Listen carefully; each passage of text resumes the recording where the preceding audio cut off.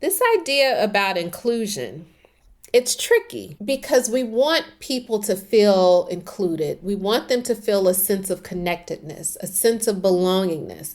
Where the tricky piece comes in is who gets to dictate what that is. So we don't want to have included where I get to determine, oh yes, you're included.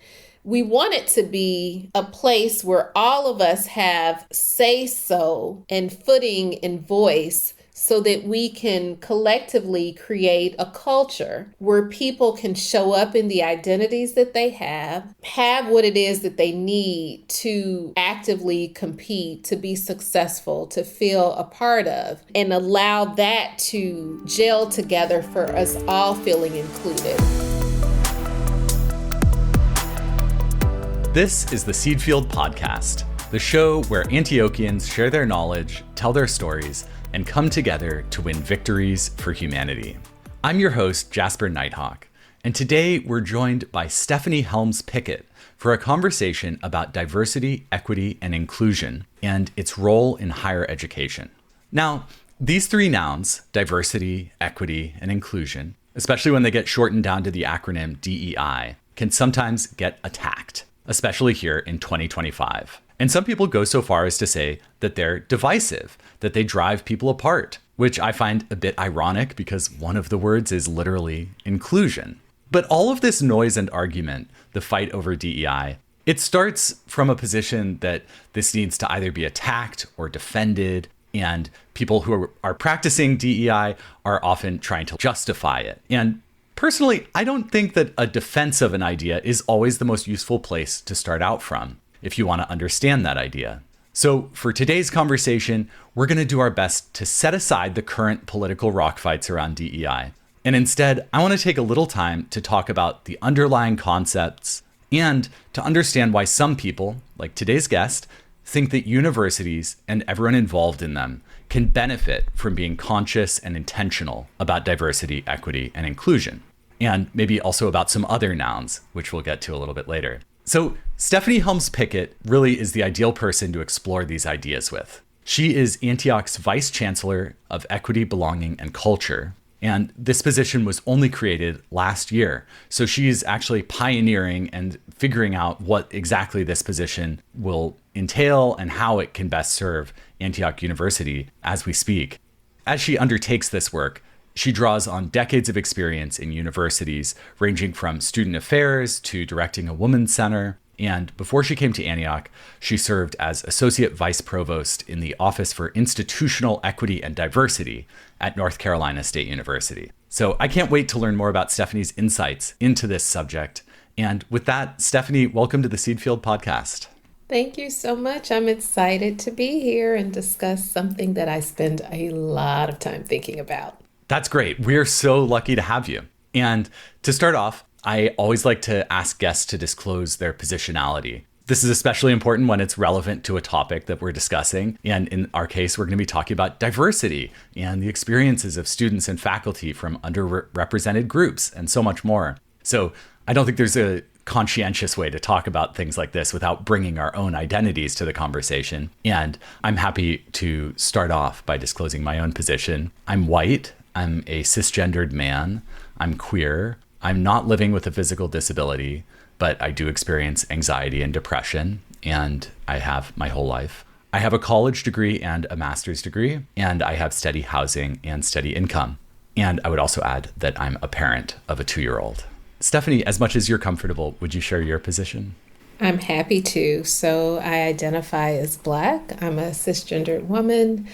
I have stable housing and an income. I have a college degree, a master's degree, a doctorate degree, which I'm very fortunate that they are all paid for now, given student loan relief. So I'm a first generation college student, and access for finances to pursue higher education was not readily available to me. So I've been grateful for what has existed within our federal government to assist with that. I identify as Christian. I live in the South, but I grew up in the Midwest in Chicago, and that is very much a part of my identity. I have a partner. I also caregive to my mother who lives with us. She is 91 years old. Yeah, pretty amazing.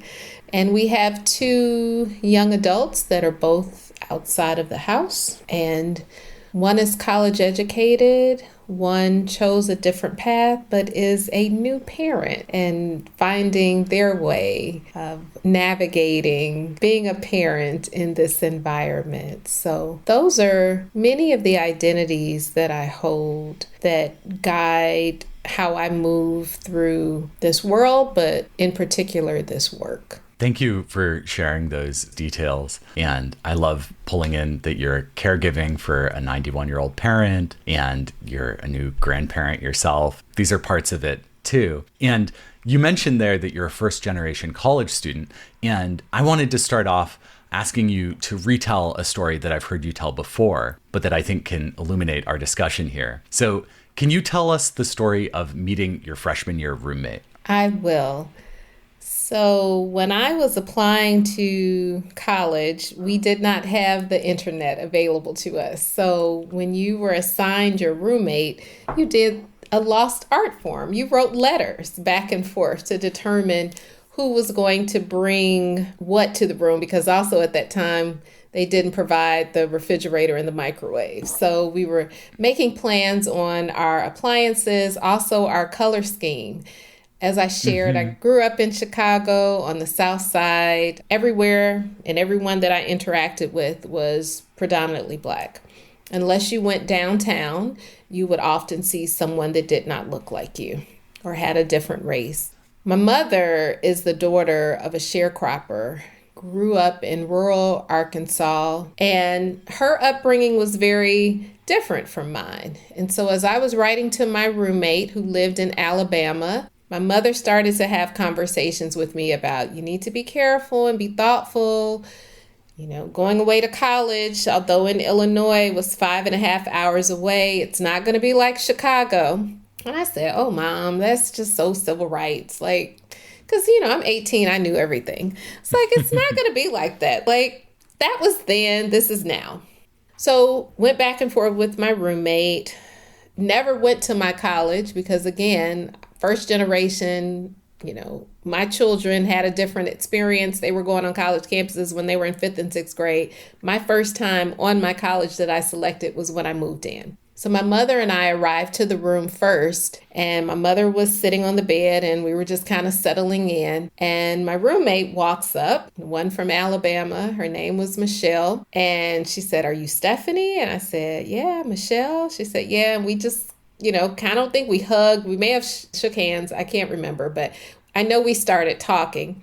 And I saw in my peripheral vision, my mother got up off the bed and she extended her hand and she said, "Are you Michelle's mother? I'm Altoria." And the mother looked up and down at my mother and she said, "Michelle, let's go find the RA."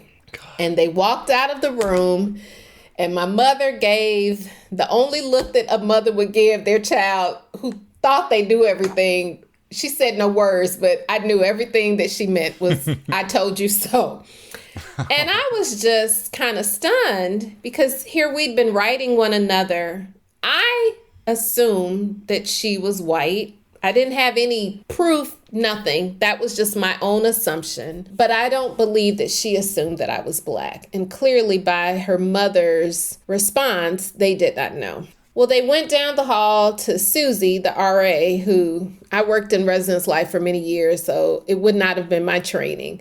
But Susie told Michelle and her mother, "Well, you can get a room change in 2 weeks." There was no, "Have you talked to them? Is there something that you will be comfortable to name that suggests an inability to live together?" So for 2 weeks, Michelle would kind of come in the room, change her clothes, go back out, made no interaction.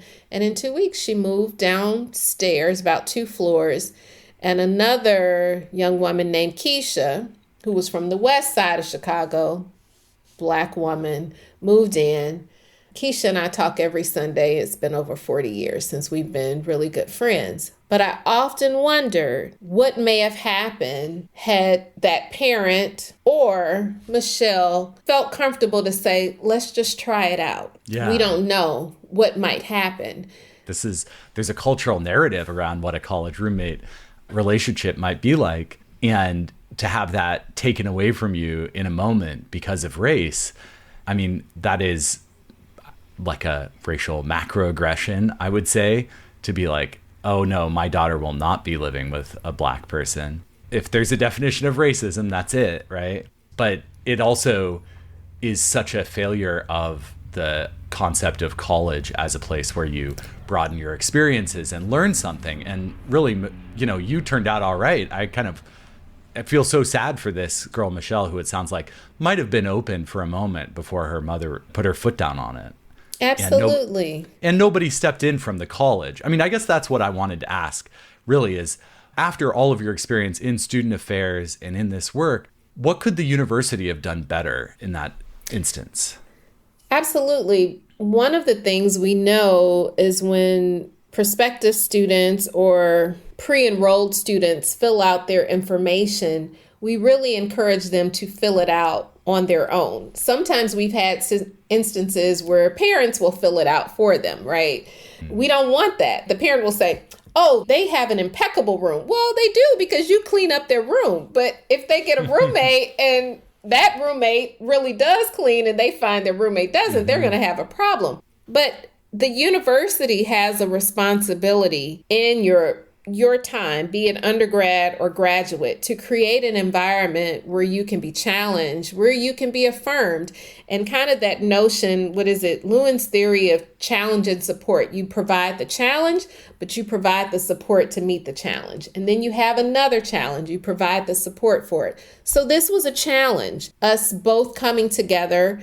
Her environment probably very much looked like hers, may have been segregated similarly to what the South Side of Chicago was.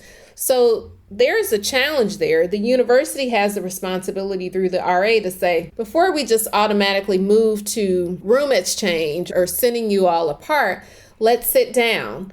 Let's try to identify some commonalities that we have. Are there any community agreements that we need to create in this room? Push us to do the work that we've come here to do, which is to broaden our minds to consider something different. Now, in the end, if it ends up saying, we're a little bit different, too different to be able to work it out, at least maybe we could exit and still be able to see each other, hey, in the cafeteria or walking across campus or maybe ending up in a class without it being awkward or one feeling as though they're demeaned for something that they have no control over. None of us wake up and choose the identities that we have. We are who we are, right? And particularly as you lean into race. So there is a responsibility, even as we navigate what is happening now in terms of pushback on this. If we are, in fact, a place of critical thinkers, a place that is encouraging growth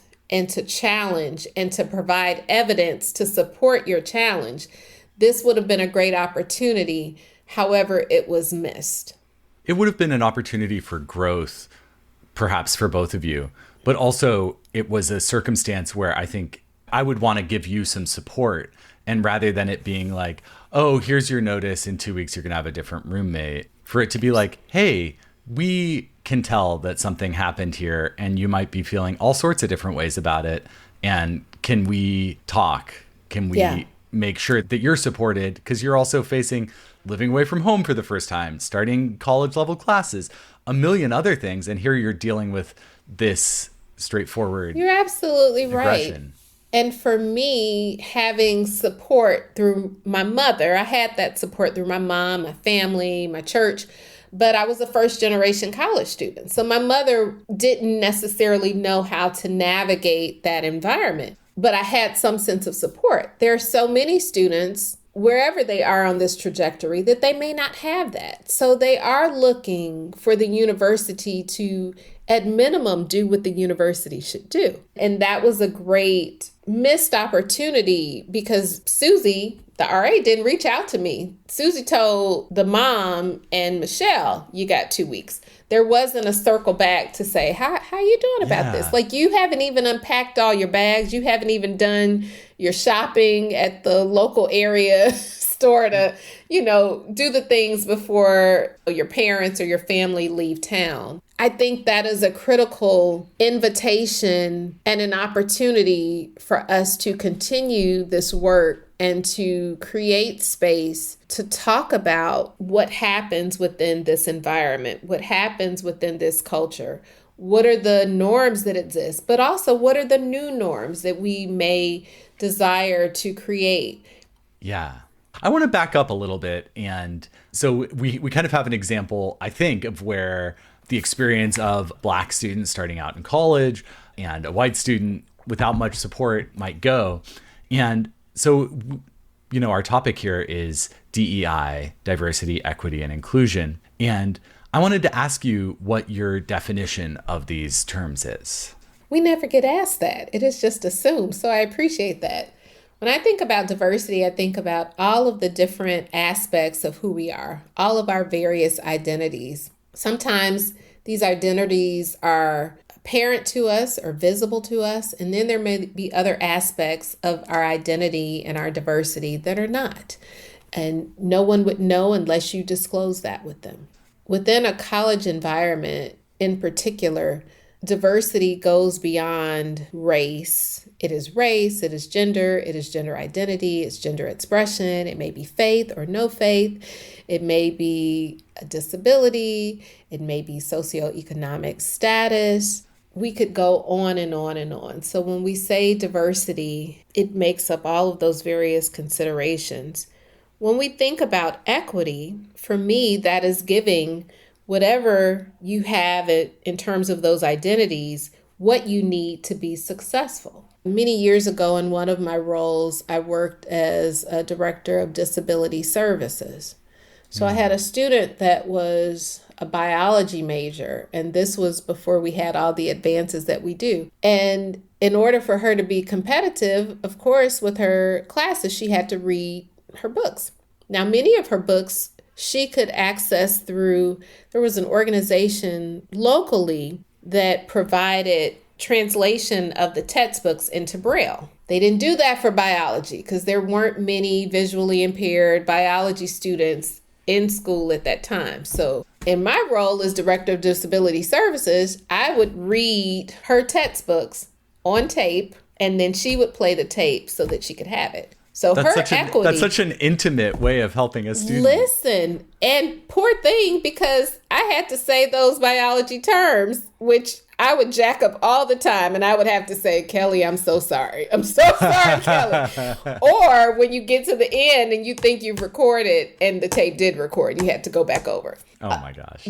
Yeah. But it was getting Kelly what Kelly needed to compete with everyone else. That was an equitable extension that the university did. Everyone had textbooks. If we simply gave her the textbook and just said, here, you show up, do the work, compete, she wasn't going to be able to do it. The equity in it was us providing a way that the textbooks could be made accessible to her so that she can compete with everyone else. She graduated with honors. She was an amazingly brilliant woman.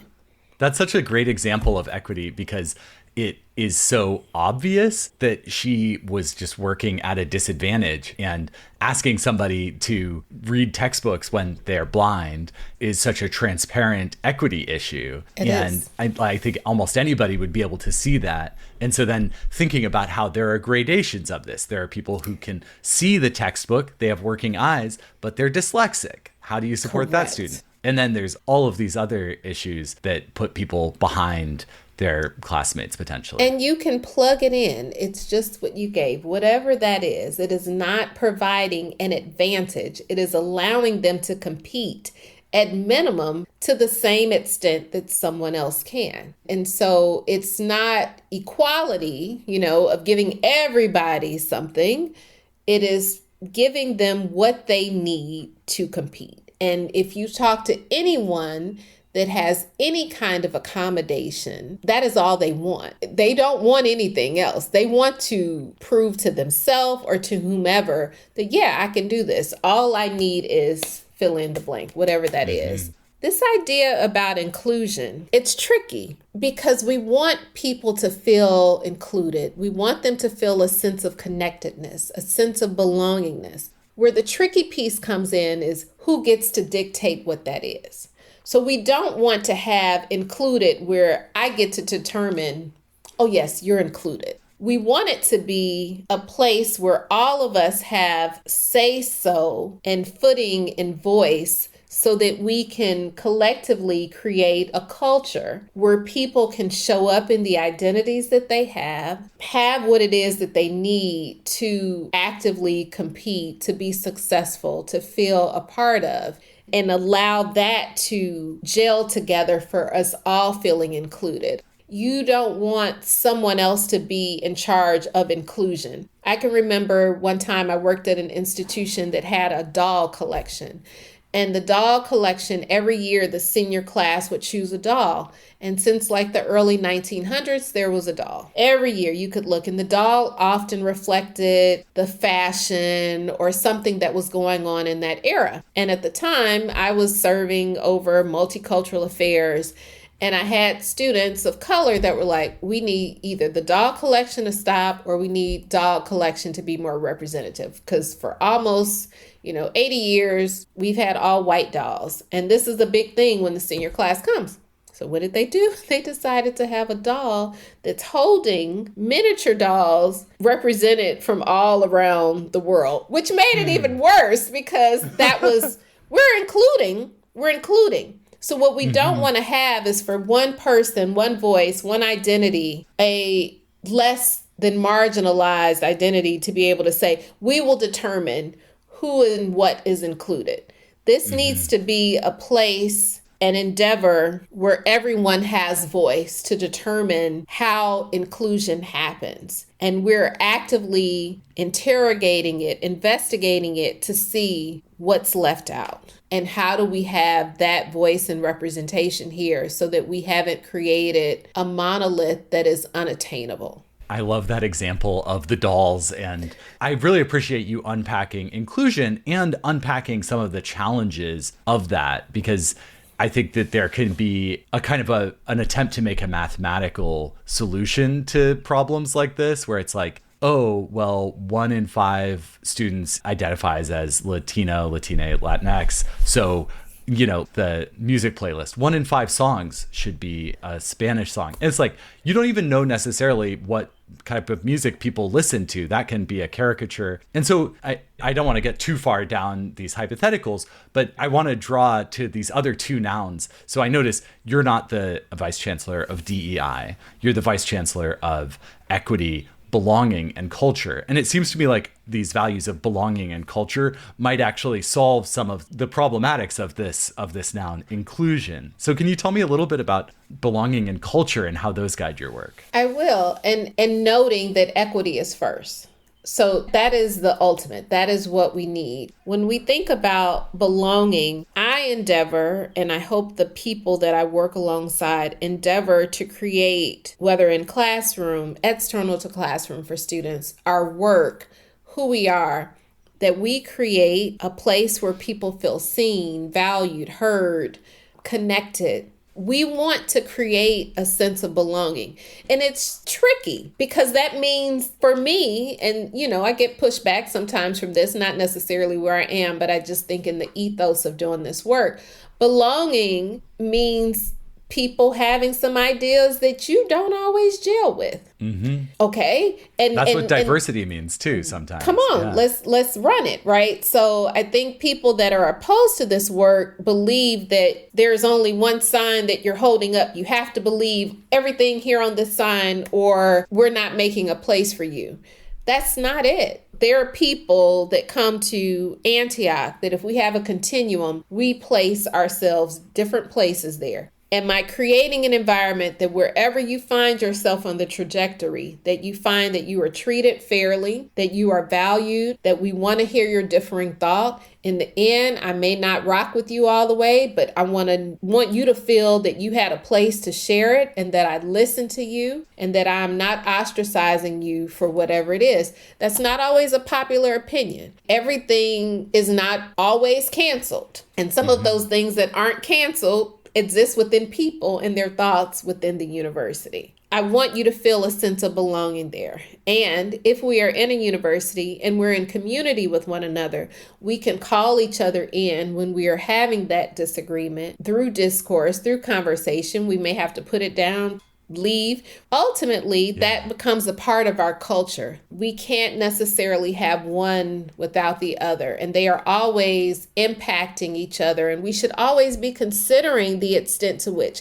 we may have some students in one discipline that feel like, oh yeah, I feel a deep sense of belonging and connectedness, and I see myself valued here. And we may have another program that says we need to do a little bit of work because maybe there are some people that hold particular identities or experiences where they're moving right along, and other people that aren't having that shared experience. So we need to be curious about that. And I believe that one of my roles in concert with other folk here at our institution is to constantly be looking at, are we having similar or differing outcomes for people, whether they're a student, staff, or faculty member? And then if we notice that, what are the actions that we can take for resolution? What we do in belonging, what we do in developing a culture that is responsive to that is mattering. And mattering is a human emotional need that we have. Why shouldn't we expect it? If we expect it when we're in our home environment or our community, we should have that same expectation. And we should be responsive to it within our university community. And because of that, I reject that DEI doesn't matter, or DEI is just the representation of training that's indoctrinating someone or filling a quota. That is not what DEI is, nor has it ever been. It is creating affirmation and mattering for everyone that elects to be a part of this space, be it students, staff, or faculty. Yeah.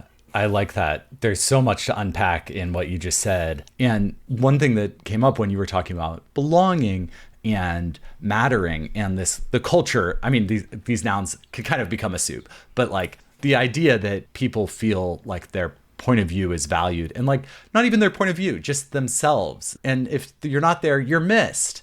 That's right. That feeling is, I mean, it's hard to create. I tip my cap for you for even being the person pushing for that.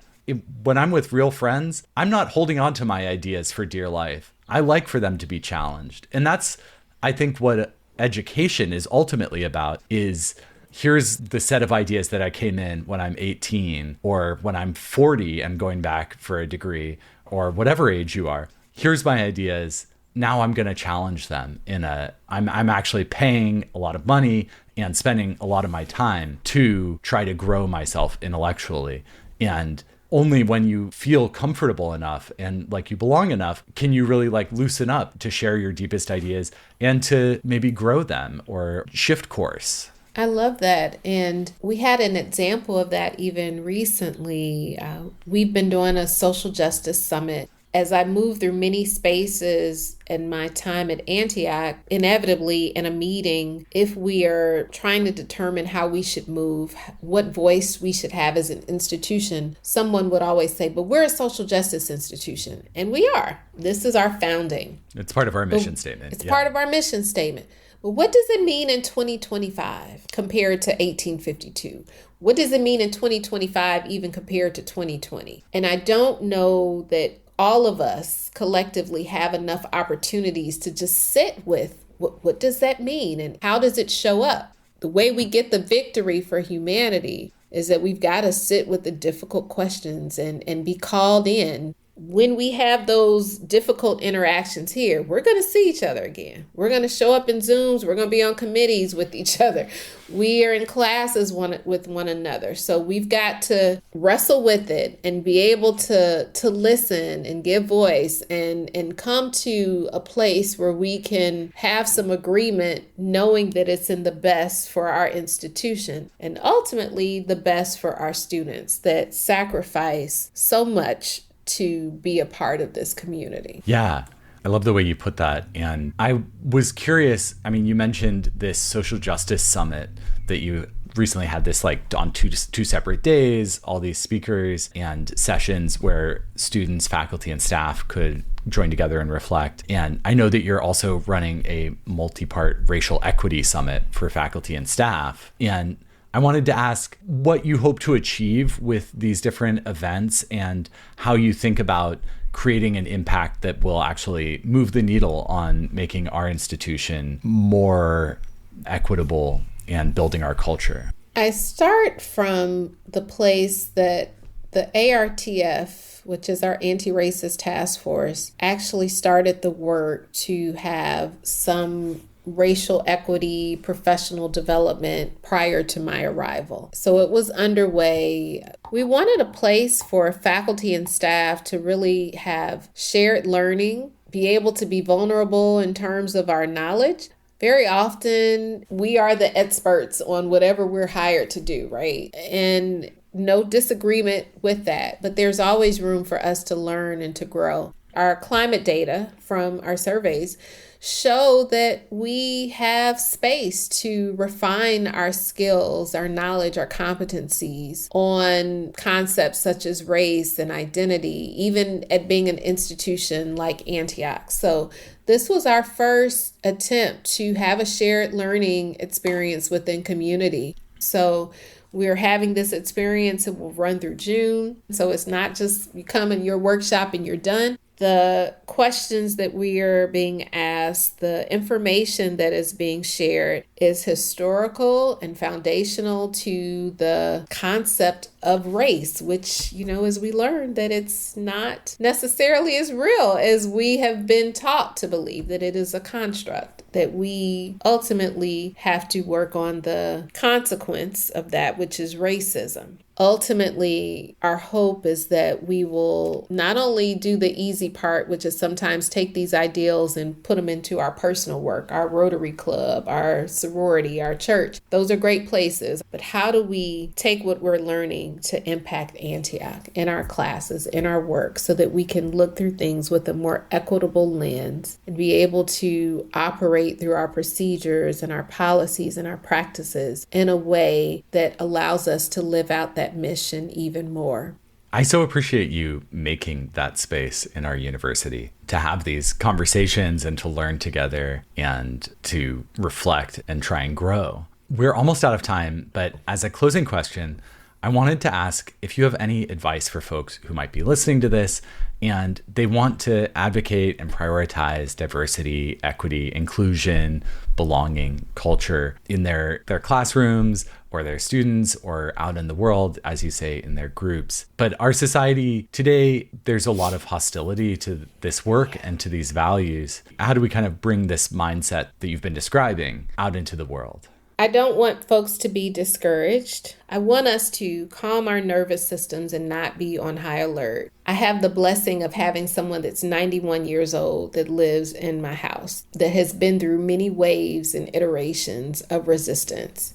And yet she has chosen joy over and over and over again. She's chosen to be in community. She's chosen to help other people, whether that is giving an encouraging word or sending them a cheesecake or calling them on the phone and just having a conversation. So I want us to lean into community as much as we can. I want us to remain engaged as you have the capacity to do.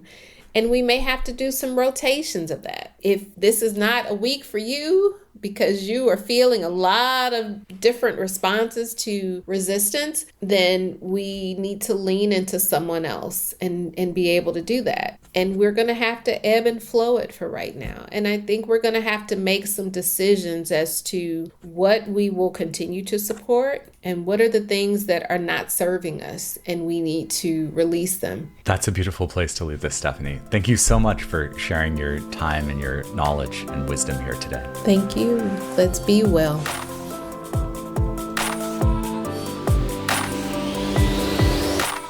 You can learn more about Stephanie's work at Antioch on the webpage for the Office of Equity, Belonging, and Culture.